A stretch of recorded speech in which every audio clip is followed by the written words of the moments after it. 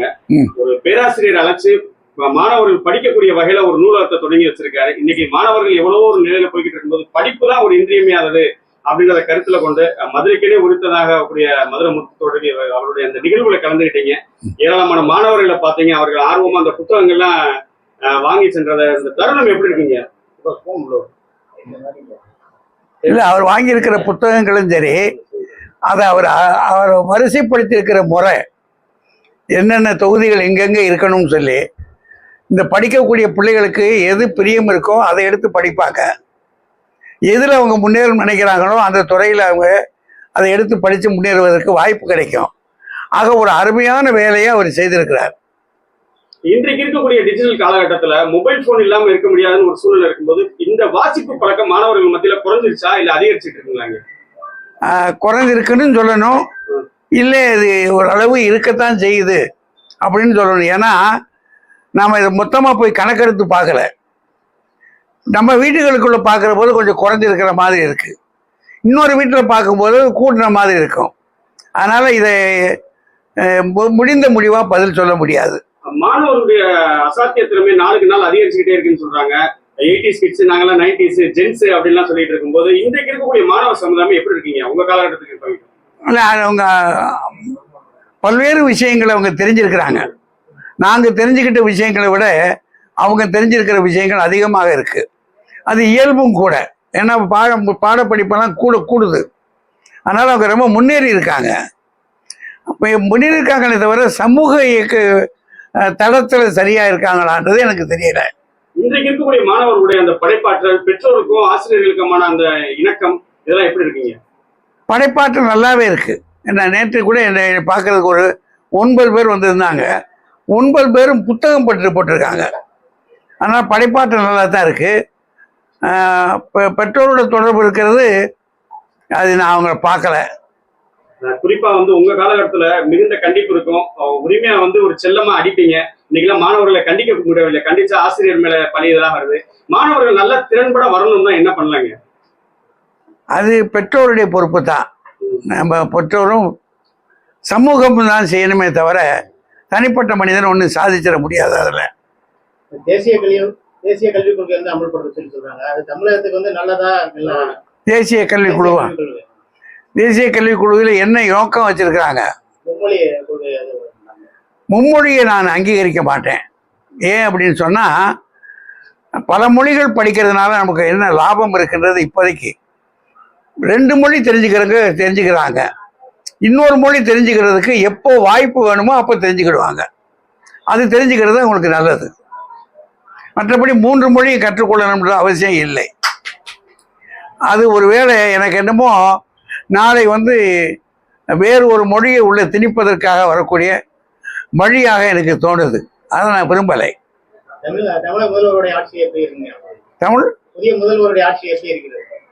இப்போ இருக்க முதல்வரா கொஞ்சம் போகட்டும், காலம் போகட்டும், பார்ப்போம்.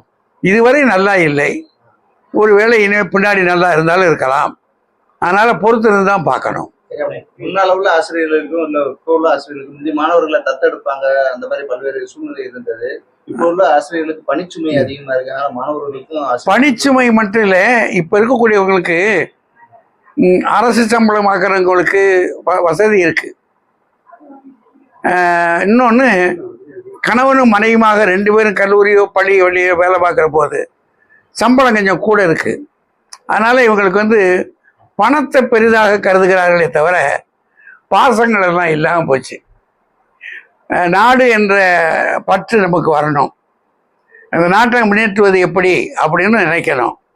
நமக்கு பல கட்சிகள் இருக்கலாம். எந்த கட்சி இருந்தாலும் அந்த கட்சியில் நம்ம இயங்கி செய்து முன்னேற்றி வைப்பதற்கு முயற்சி பண்ணணும்.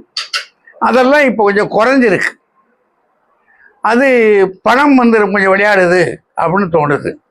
அது தவிர முன்னே விட இப்போ இந்த லஞ்சம் இருக்கு பாருங்க, அது மிக அதிகமாக எல்லா தளங்கள்லையும் இருக்குது. அதனால் பொதுமக்கள் மத்தியில் ஒழுக்கமும் பண்பாடும் கொஞ்சம் குறைவாக இருக்குன்னு நினைக்கிறேன். இன்னைக்கு இருக்க காலகட்டத்தில் பெற்றவங்களை எல்லாருமே கைவிட்டுறாங்க. மனைவி வந்ததுக்கு அப்புறம் பெற்றவங்களை யாரு தனி கொடுத்துன்னு போவோமே அப்படின்ற காலகட்டத்தில் அப்பா அம்மாவுக்கு கோயில் கட்டினீங்க. அடுத்து நீங்க இருக்கக்கூடிய இந்த பகுதியில் இருக்கக்கூடிய மாணவர்கள் நல்லா படிச்சு நல்ல நிலைமையில வரணும்னு இந்த துவங்கணுன்ற எண்ணம் உங்களுக்கு எப்படி வந்தது? அது இந்த தீபாவளிக்கு நம்ம ஒரு வெடியாவது வெடிக்க முடியாதுன்னு ஏங்குற குழந்தைகள் உண்டு. அப்படியாப்பட்ட குழந்தைகளுக்காக ஒரு முறை வெடி கொடுக்கறதுக்காக பெற்றோர் இல்லாத குழந்தைகளாக செலக்ட் பண்ணும்போது நிறைய குழந்தைகள் வந்தாங்க. அது 2 பேரும் இல்லாதப்ப அப்போ அது ரொம்ப, ஏன்னா அவங்க பாட்டி தாத்தாட்ட கேட்க முடியாது விரும்பியதை. அது எனக்கு ஒரு மன திருப்தி கொடுத்துச்சு. அப்புறம் அவங்க படிக்க நினைக்கிற குழந்தைகளுக்கு அது இடையூறாக இருந்துச்சு. படிக்கிற நினைக்கிற குழந்தைக்கு இடையூறாக இருக்கிறப்ப அந்த புத்தகம் வேண்டிய புத்தகங்களை நான்லாம் சின்ன பிள்ளையா இருக்கும்போது அங்கேருந்து 27 கிலோமீட்டர் பொது நூலகத்தில் வந்து ஒரு வெள்ளை பேப்பர் வாங்கி எழுதிட்டு போய் அதை நினச்சி பார்த்தேன்.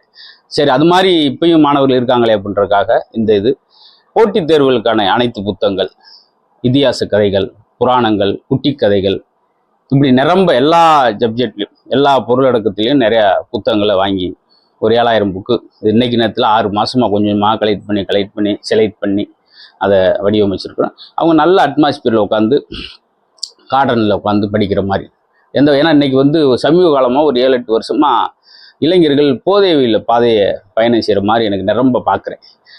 அதுலேருந்து வெளிக்கொண்டு வரணும், ஏதாவது அவங்கள டைவெர்ட் பண்ணுறதுக்கு இது ஒரு சின்ன ஒரு கருவியாக இருக்கும்னு நினச்சிட்டு, ஏன்னா இன்னைக்கு கைபேசி வந்த பின்னாடி வாசிக்கிற ஆற்றல் இளைஞர்கிட்ட குறைஞ்சிருச்சு. அதை ஊக்கப்படுத்துன்ற எனக்கு ஒரு எண்ணம். நான் பட்ட கஷ்டத்தை அந்த குழந்தைகள் படக்கூடாதுன்னு நினைச்சு செஞ்சேன். இங்க என்ன மாதிரியான தேர்வுகளுக்கு தயாராகக்கூடிய வேற யாரும் அவங்களே வாலண்டியரா வந்து புத்தகம் நன்கொடையா கொடுக்கலாமா அந்த நூலகத்துக்கு? ஆமா, அப்படி சொல்லியிருக்காங்க. நண்பர்கள் இப்போ இந்த கடம்பலா ஒரு சிலர்லாம் வந்து அவங்களால முடிஞ்ச புத்தகங்களை கொடுத்தாங்க. சந்தோஷம். இது வந்து நம்ம எதுவும் கேட்கறதுல அவங்களா விருப்பப்பட்டு கொடுக்குறதா. ஏன்னா யாரும் எந்த வகையிலும் இது சங்கடப்படுத்தாமல் இருக்குன்றதான். அதே விட படிக்க வர்ற மாணவர்களுக்கு எனக்கு இந்த புத்தகம் வேணும்னு ஆசைப்படுற அங்கிள், எனக்கு இது இருந்தால் நல்லா இருக்குன்னு சொல்கிறாங்கன்னா அந்த புத்தகத்தையும் வாங்கி கொடுப்போம். இந்த பதில் நிறையா கல்வி ஃபீஸ் எல்லாம் கட்டியிருக்கிறோம். அது மாதிரி சூழலில் புத்தகங்களும் வாங்கி நம்ம கொடுக்க தயாராக இருக்கும். நல்ல படிப்பதற்கு ஆர்வமாக இருக்கிற குழந்தைகள் அவங்களை ஊக்கப்படுத்துறது தான் இந்த லைப்ரரி நூலகத்தினுடைய நோக்கம். இன்றைய தினம் இந்த பேரறிஞர் வந்ததில் எங்களுக்கு பெரிய சந்தோஷம். வழக்கம் போல் எல்லா இடத்துலையும் இருக்கிற மாதிரி சனி ஞாயிறுனா ஃபுல்லாக குழந்தைகள் இருப்பாங்க. மித்த நாள் அவங்க ஈவினிங் டைம் எப்போ வேணாலும் வரலாம். அதுக்கு ஒரு ஆட்கள் இருப்பாங்க வேலை பார்த்துக்கிறதுக்கு, பணி செய்கிறதுக்கு, கேட்ட புத்தகங்களை கொடுத்து வாங்குவதற்கு. இதெல்லாம் தொகுத்து வச்சிருக்கு. இப்போ நூலகம் தொடங்கியிருக்கீங்க. நீங்கள் வந்து ஸ்டாண்டப் கவிஞர்களாக வந்து பிரபலமானவங்க.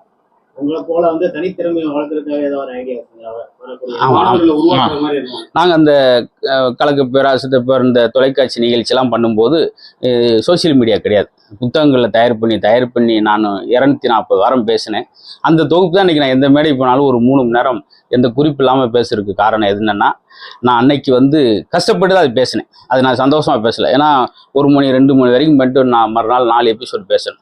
அது மாதிரி இந்த இன்றைய சமுதாயத்தில் பேச்சாளர் வரவங்க, படைப்பாளர் வரவங்க அந்த ஆர்வத்தோடு இருந்தால் ஆர்வம் மட்டும்தான். அதை கஷ்டப்பிடிச்சாமல் இஷ்டப்படி செஞ்சால் மட்டும்தான். இதை நான் லாப நோக்கோடு செல்ல மக்கள் தினந்தோறும் ரசிக்க வைக்கின்ற எண்ணத்தோடு பண்ணதுனால இன்னைக்கு 20 வருஷம் இந்த மக்கள் ரசித்து ஏற்றுட்டு வந்திருக்காங்க. அதனால எந்த துறையாக இருந்தாலும் நம்ம இஷ்டப்படி செய்யணும். ஸ்டோரியா இருக்கட்டும், செல்போன்ல படிக்கிறதுக்கு புக்ல படிக்கிறது என்ன? இதில் வந்து நம்ம நினைச்ச நேரம் குறிப்பெடுத்துட்டு அந்த மறுபடியும் அதை திருப்பி பார்க்கறதுக்கு ரிவைண்ட் பண்ணுறதுக்கெல்லாம் ரொம்ப வசதியாக இருக்கும். சில புத்தகங்கள் படிக்கும்போது அவர்கிட்ட பேசுகிற மாதிரியே இருக்கும். இப்போ சுவாமி விவேகானந்தர் பற்றி பேசுகிறேன், நேதாஜியை பற்றி படிக்கிறோம்னா அப்படியே அதை நம்ம பயணத்தை இழுத்துக்கிட்டே போகும். நம்மளுக்கு சின்ன சின்ன தன்னம்பிக்கை நான் புத்தகங்கள்லாம் படித்தாலும் ஓரளவு மற்ற இளைஞர் மாதிரி போயிடாமல் நான் ஒரு திசையில் வந்தேன். அதுக்கு காரணம் என்னை மாற்றியது புத்தகம். அதே போல் இன்னும் இந்த பகுதியில் நிறையா மாணவர்களை மாற்ற வேண்டும் என்ற நோக்கத்தில் இந்த புத்தகம். படிப்பு, இசை யாராலுமே அதை வந்து பிரிக்க முடியாத ஒண்ணு. இசைக்கே ஒரு அரசியா இருந்த ஜானகி அம்மாவோட மறைவு, அவங்களுடைய பாடல்கள் இன்னைக்கு வரைக்கும் எல்லா பக்கமுமே பட்டி தொட்டிக்கு ஒழிஞ்சிருக்கு. ஒரு நிகழ்ச்சிகளாகட்டும் எதுவா இருந்தாலும் அவங்களுடைய குரல் இல்லாத ஒரு கிட்டத்தட்ட ஒரு 5 தலைமுறை இசையமைப்பாளரோட பாடணும்ன்ற ஒரு பெரும் பேரோட அவங்க மறைஞ்சிருக்காங்க. இன்னைக்கு நவீனங்கள் வந்திருக்கலாம், பென்ட்ரைவ் வந்து CD வந்து எதோ வந்திருக்கலாம். ஆனால் கிராமங்களில் விவசாயம் செய்யும்போது இல்லை ஒரு தச்சு வேலை ஒரு ஒர்க் ஷாப்பில் இருக்கும்போது அவங்க அந்த FM தான் அவங்களுக்கு ஒரு உயிர் நாடி. 12 மணி நேரம் 18 மணி நேரம் நேரம் போகாமல் இருக்கிறது. ஜானகி போன்ற மிகப்பெரிய அந்த இசைக்கலைஞர் பாடகி இல்லைன்னா நிறைய பேர் மனநோயாக இருப்பான். அந்த குரல் வந்து குழந்தை தன்மையாக இருக்கும். அவங்க 80 வயசுலேயும் 15 வயசு பெண் பாடுற குரலை அவங்க கொண்டு வருவாங்க. செந்துருப்பை பாட்டாக இருக்கட்டும், எல்லாத்துலேயுமே அது அவங்களுடைய ஸ்பெஷல். அது மாதிரி இசைக்கலைஞர்கள் வந்து ஒரு மருத்துவர். இசைக்கு வந்து நோயை குணப்படுத்துகிற ஆற்றல் இருக்குது. நிறையா பேர் நோயை குணப்படுத்திய மிகப்பெரிய இசை சாம்பவான் தான் ஜானகி அம்மா அவர்கள். நேற்றைய தினம் காலமானது எல்லாருக்கும் பெரிய சங்கடமான ஒரு சூழல். அவங்க போயிருக்கலாம் மொழி அவங்க குரல் இங்கே தான் இருக்கும். குரல் தினந்தோறும் ஒலிக்கும். அதன் மூலம் இன்னும் பல பேர் ஏன்னா இசை வந்து மன அழுத்தத்திலிருந்து வெளியே கொண்டு வர மிகப்பெரிய கருவியில் முக்கியமான இடம். அதனால் அவங்க இல்லாட்டியும் அவங்க குரல் நம்ம தினந்தோறும் நம்ம காதில் ஒலிச்சுக்கிட்டே இருக்கும், நம்மளோடு வாழ்ந்துக்கிட்டே இருப்பாங்க. அவங்களுடைய ஆத்மா சாந்தியடைய உங்கள் சார்பாக வேண்டுகிறேன். பொதுவா யார் வந்தாலும் நலத்திட்ட உதவிகள் செஞ்சாங்கன்னா அடுத்து அரசியல் பிரவேசம் இருக்குமோ அப்படின்ற ஒரு சூழல்ல தமிழக மக்கள் பார்க்கக்கூடிய நிலையில நகைச்சுவையால எல்லாருமே இது பண்ணவரு செயல் திட்டங்கள் இப்ப பண்றீங்க. ஒருவேளை அரசியலுக்கு போறதுக்காக தான் இந்த செயல்பாடுகள். ஆமாம், அது ஒரு சும்மா ஒரு சோப்பு வாங்கி கொடுத்தாலே முதல் கேள்வி இதை கேட்டுருவோம் நம்ம. இருந்தாலும் எனக்கு அந்த நோக்கமும் அதுக்கான ஆற்றலும் வேகமும் நம்மகிட்ட இல்லை. நம்மளுக்கு வந்து நம்ம ஒரு சின்ன மன திருப்தி, இதை பண்ணும்போது ஒரு நிம்மதியான தூக்கம், ஒரு சின்ன சந்தோஷம். சின்ன வயசுல தான் நம்ம அனுபவிக்க முடியாதெல்லாம் புத்தகம் வாங்கி படிக்க முடியும்னு ஏக்கரிச்சு, அது இன்னைக்கு இங்கே உள்ள மாணவர் ரொம்ப சிரமப்படுறாங்க. அவங்கள இந்த மாதிரி இழுத்துட்டு வரணும்னு ஒரு ஆசை. இதில் ஒரு 10 பேர் பயனடைஞ்சா கூட எனக்கு இதன் மூலம் ஒரு பெரிய சந்தோஷம். உங்க சாயல்ல நிறைவா இந்த மாணவர்களுக்கு அறிவு அதுதான். புத்தகம் வந்து அது காகிதம் இல்லை ஆயுதம்ன்றாங்க. அதே போல் மிகப்பெரிய ஜாம்பவான்லாம் என்ன சொல்கிறாங்கன்னா, மாணவர்களுக்கு கொடுக்கக்கூடிய மிகச்சிறந்த பரிசு புத்தகம்ன்றாங்க. அதே போல் ஒவ்வொரு பக்கத்திலையும் குண்டு பாயுதும் போது ஆயுதத்தில் வர ஆயுதங்களை விட இந்த காகிதம் செய்யக்கூடிய மாற்றம் பெருசுன்னு சொல்லி லெனின் சொல்லியிருக்காரு. காரல் மார்க்ஸ், பிளேட்டோ என்ன சொல்கிறாரு, நீ படிக்காமல் இருப்பிற்கு நீ பிறக்காமலே இருக்கலாம்ன்ற. இப்படி இந்த ஒரு வார்த்தைகளும் அன்னை தெரசாவை மாற்றியது புத்தகம் இல்லை, ஒத்த வார்த்தை. இந்த பூமியில் நீ பிறந்ததற்கான சேவை, நீ பிறருக்கு செய்யும் சேவையின் மட்டும் கூலி, பிறருக்கு செய்யும் சேவைன்ற ஒரு வாசகம் தான் தெரசாவை பூமி கொண்டு வந்தது. அப்படி ஒவ்வொரு வார்த்தையும் ஒரு எழுத்தும் மாணவர்களை மாற்றும் முயற்சிப்போம். நன்றி.